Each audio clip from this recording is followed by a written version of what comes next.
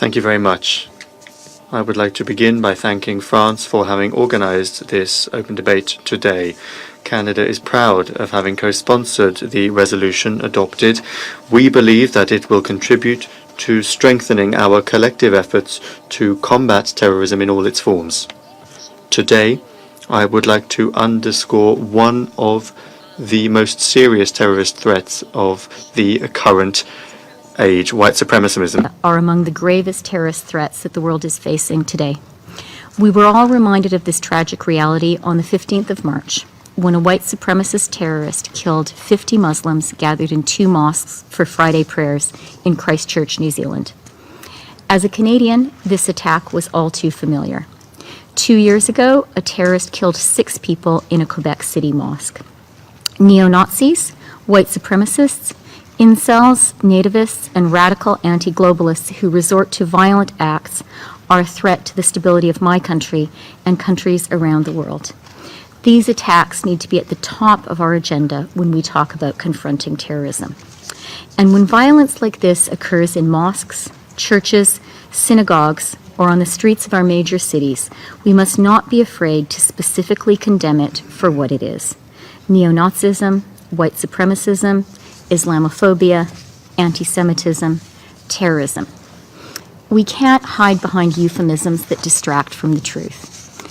In fact, doing so puts our citizens, especially those from religious minorities and racialized communities, in greater danger.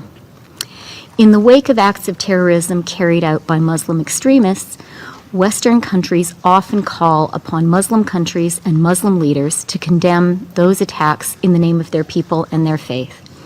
It should follow that, as the foreign minister of a majority white and majority Christian country, I feel a specific and personal responsibility to denounce white supremacist attacks in the same way. As my Prime Minister, Justin Trudeau, said in our House of Commons following the Christchurch attack, when we fail to denounce hatred with total conviction, we empower those people and legitimize their violence. Hatred, unfortunately, is eternal, but the ways in which it spreads change. Today, hatred is increasingly spread through the internet, in online forums, and on social media. We must be aware of this and work to stop it. Our work cannot be undertaken in isolation. Each of our countries will, of course, address this issue in different ways, but we need to recognize that this is ultimately an international problem, and we need to act collectively to address it.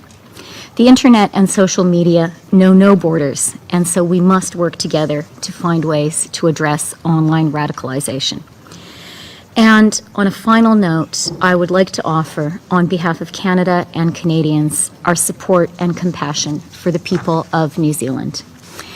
As fellow members of the Commonwealth, Canada and New Zealand have a close and historic relationship. We're more than friends, we are family. And Canadians felt great compassion and real pain following the terrible attacks in Christchurch. In particular, I'd like to salute the moral leadership of Prime Minister Jacinda Ardern, who has distinguished herself not only to the people of New Zealand, but to the whole world. Thank you. Merci.